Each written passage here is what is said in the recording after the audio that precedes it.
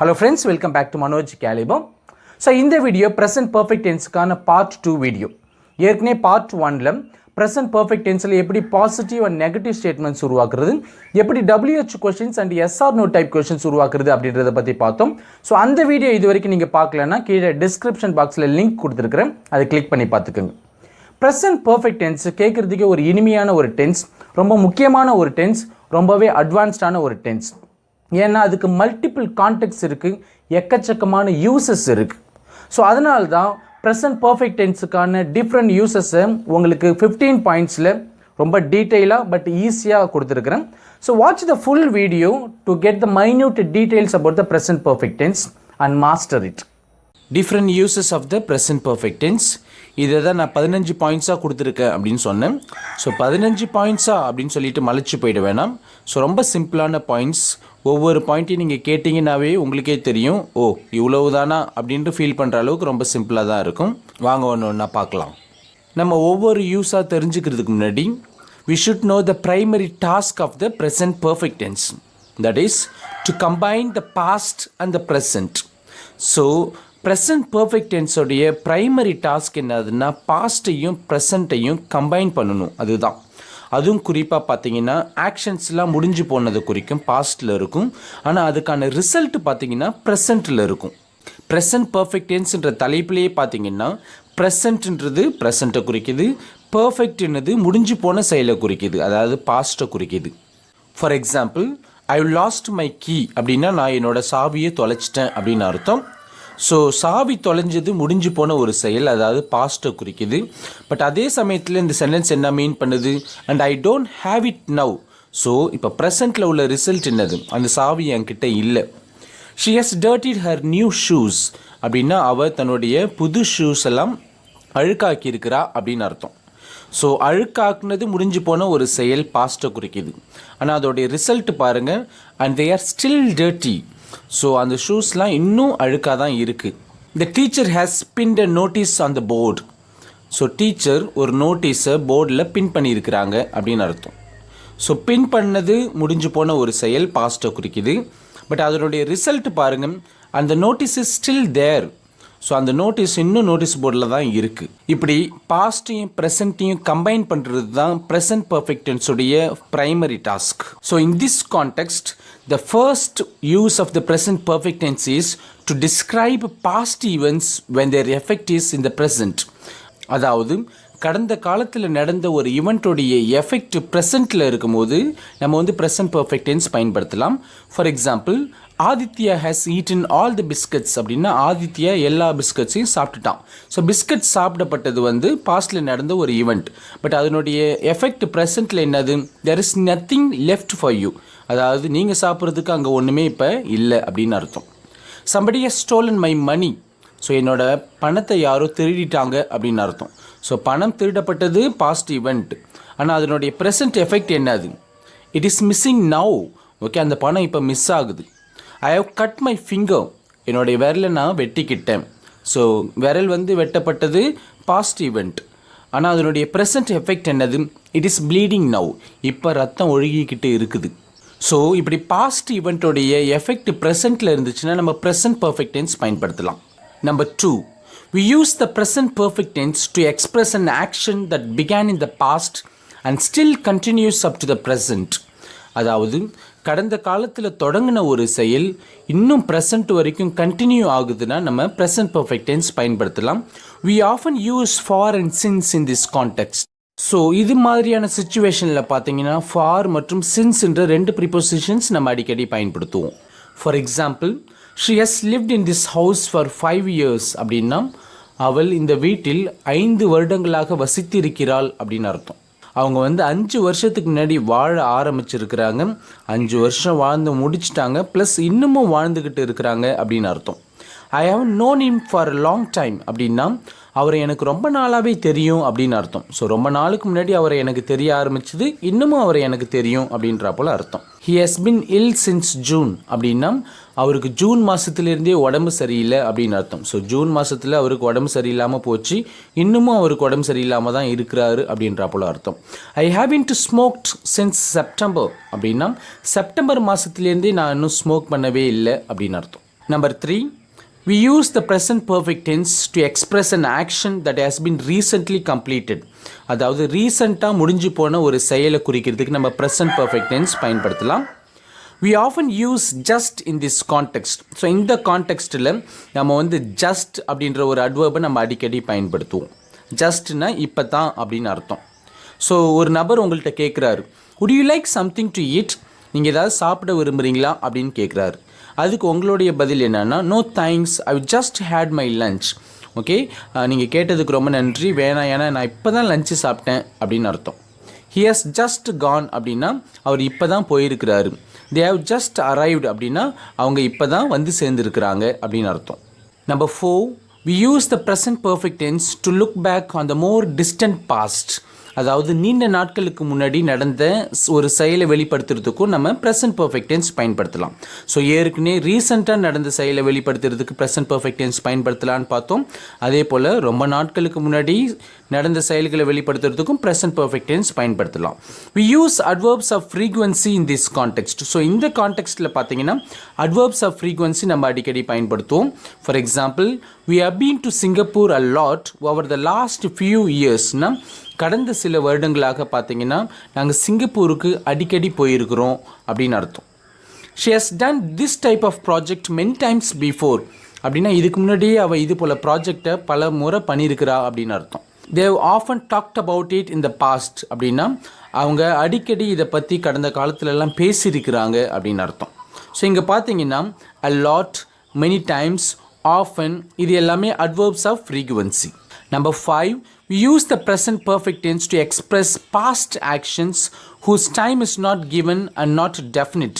அதாவது நம்ம கடந்த காலத்தில் நடந்த ஒரு செயலை வெளிப்படுத்தும் போது அது எப்போ நடந்துச்சுன்ற நேரம் கொடுக்கப்படாத போது அல்லது அது எப்போ நடந்துச்சுன்றது டெஃபினட்டாக நமக்கு தெரியாத போது நம்ம ப்ரெசன்ட் பர்ஃபெக்ட் டென்ஸ் பயன்படுத்தலாம். For example, I been to Mumbai அப்படின்னா நான் மும்பைக்கெலாம் போயிருக்கேன் அப்படின்னு அர்த்தம். Have you been to Chennai? நீங்கள் சென்னைக்கெலாம் போயிருக்கீங்களா? Have you read Gulliver's travels?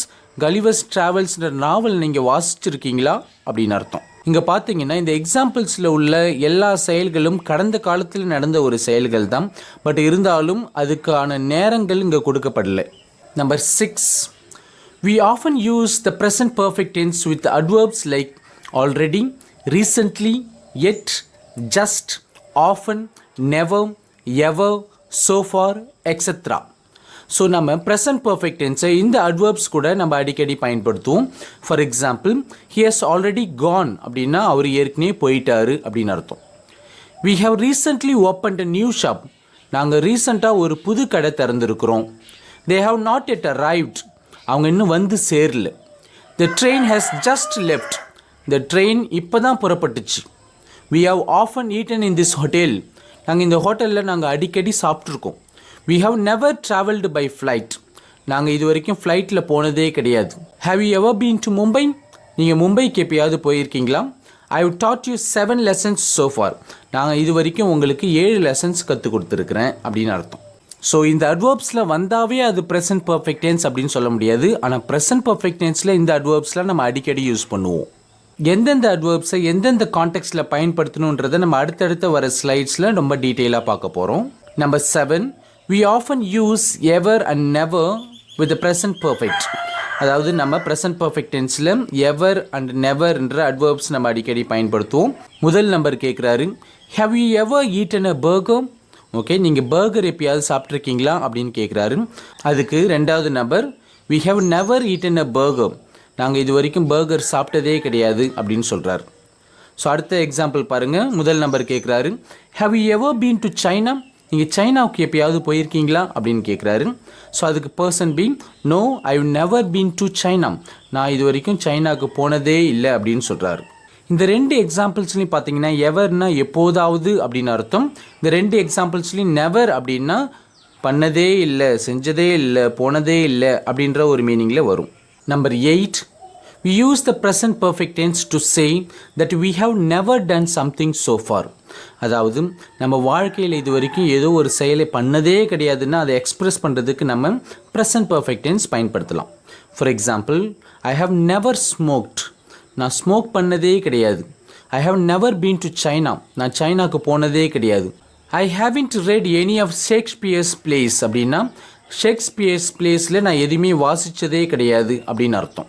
Number 9, we use the present perfect tense to say that we haven't done something during a period of time that continues up to the present. அதாவது present வரைக்கும் continue ஆகிட்டு இருக்கிற ஒரு particular பீரியடில் ஒரு particular செயலை பண்ணதே கிடையாதுன்னு அதை எக்ஸ்ப்ரெஸ் பண்ணுறதுக்கு நம்ம ப்ரெசண்ட் பர்ஃபெக்ட் டென்ஸ் பயன்படுத்தலாம். இதுக்கு முன்னாடி உள்ள ஸ்லைடில் வாழ்க்கையிலேயே ஒரு பர்டிகுலர் செயலை பண்ணதே கிடையாதுன்னா ப்ரெசண்ட் பர்ஃபெக்ட் டென்ஸ் பயன்படுத்தலான்னு பார்த்தோம்.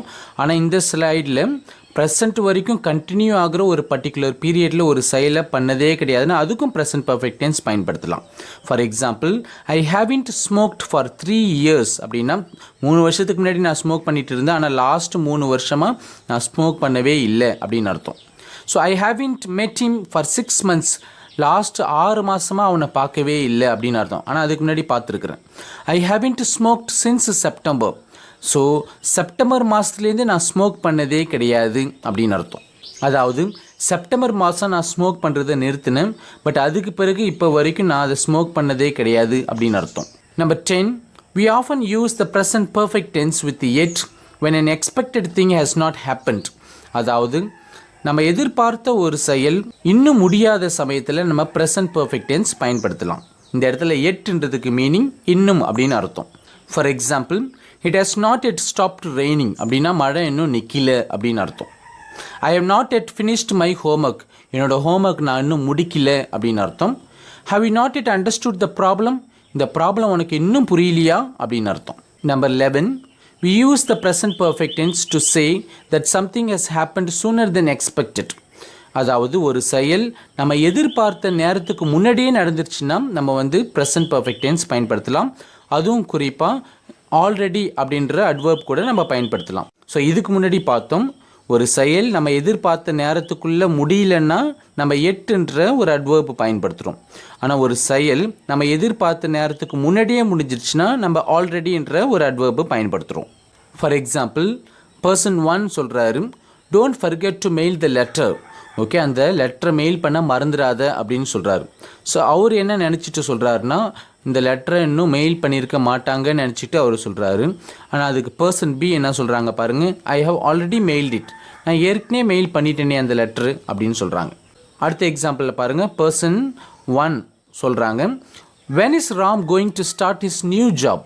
ஸோ ராம் எப்போ தன்னுடைய புது வேலையை தொடங்க போகிறான். ஸோ ராம் இன்னும் தொடங்கியிருக்க மாட்டான் அப்படின்னு நினச்சிக்கிட்டு சொல்கிறாங்க. அதுக்கு person B, he has already started. Okay, அவர் ஏற்கனவே வேலையை தொடங்கிட்டாரு அப்படின்னு சொல்கிறாங்க. Number 12, we often use the present perfect tense after a superlative. அதாவது சூப்பர்லேட்டிவ் டிகிரிக்கு பக்கத்தில் நம்ம present perfect tense நம்ம அடிக்கடி பயன்படுத்தலாம். For example, you are the best teacher I have ever had அப்படின்னா எனக்கு கிடைச்சதுலேயே நீங்கள் தான் பெஸ்ட் டீச்சர் அப்படின்னு அர்த்தம். This is the most boring movie I have ever seen அப்படின்னா நான் பார்த்ததுலேயே ரொம்ப போரிங்கான மூவி இதுதான் அப்படின்னு அர்த்தம். Number 13, use the present perfect tense with this is the first time, it's the first time. So this is the first time, it's the first time, இந்த எக்ஸ்பிரஷன்ஸ் கூடலாம் நம்ம ப்ரெசன்ட் பர்ஃபெக்ட் டென்ஸ் நம்ம அடிக்கடி பயன்படுத்தலாம். For example, this is the first time I have driven a car அப்படின்னா முறையாக நான் car ஓட்டியிருக்கேன் அப்படின்னு அர்த்தம். It's the second time she has lost her பர்ஸ்னா அவள் 2வது முறை பர்ஸை தொலைச்சிருக்கிறா அப்படின்னு அர்த்தம். Is this the first time you have been in the hospital அப்படின்னா நீங்கள் ஹாஸ்பிட்டலில் இருக்கிறது இதுதான் உங்களுக்கு முதல் முறையா அப்படின்னு அர்த்தம். Number 14, we often use the present perfect tense with this morning, this evening, today, this week, this month, this year, this semester, etc. இந்த அட்வர்ப்ஸ் ஆஃப் டைம் கூட நம்ம ப்ரெசன்ட் பர்ஃபெக்ட் டென்ஸ் நம்ம அடிக்கடி பயன்படுத்துவோம். நம்ம ஏற்கனவே சிம்பிள் பாஸ்ட் டென்ஸில் கற்றுருக்கோம் இல்லையா. So last morning, last evening, yesterday, last week, last month, last year, last semester, இதுக்கெலாம் நம்ம சிம்பிள் பாஸ்ட் டென்ஸ் பயன்படுத்தணும் அப்படின்னு கற்றுக்கிட்டோம். ஆனால் this morning, this evening, today, this week, this month, this year, this semester, so இது போல் எக்ஸ்பிரஷன்ஸ்க்கெலாம் நம்ம ப்ரெசன்ட் பர்ஃபெக்ட் டென்ஸில் நம்ம பயன்படுத்தலாம். For example, I haven't seen Kavitha this morning. Have you had a vacation this year? I have had 3 cups of coffee today. I have not studied very much this semester. I have planned to meet her this evening. And finally, number 15, we don't use the adverbs of the past in the present perfect tense. அதாவது பாஸ்ட்டை குறிக்கிற adverbs நம்ம present perfect tenseல பயன்படுத்தக்கூடாது. For example, father has returned from Vellore yesterday. So in the sentence wrong. ஏன்னா இந்த sentence present perfect tenseல வந்திருக்குது.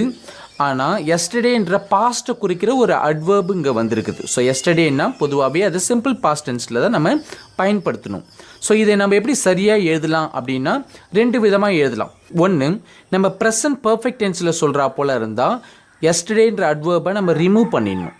For example, father has returned from Vellore அப்படின்னா அப்பா வெல்லூர்லேருந்து திரும்ப வந்துட்டாரு அப்படின்னு அர்த்தம். இந்த எஸ்டர்டேன்றதை நம்ம மென்ஷன் பண்ண விரும்புகிறோம்னா அதை வந்து சிம்பிள் பாஸ்ட் டென்ஸில் தான் அதை சொல்லணும். For example, father returned from Vellore yesterday அப்படின்னா நேற்று அப்பா வெல்லூர்லேருந்து திரும்ப வந்துட்டார் அப்படின்னு அர்த்தம். ப்ரெசன்ட் பர்ஃபெக்ட் டென்ஸ் யூஸ் பண்ணுறா போல் இருந்தால் எஸ்டர்டேன்ற அட்வர்பை ரிமூவ் பண்ணிடணும்.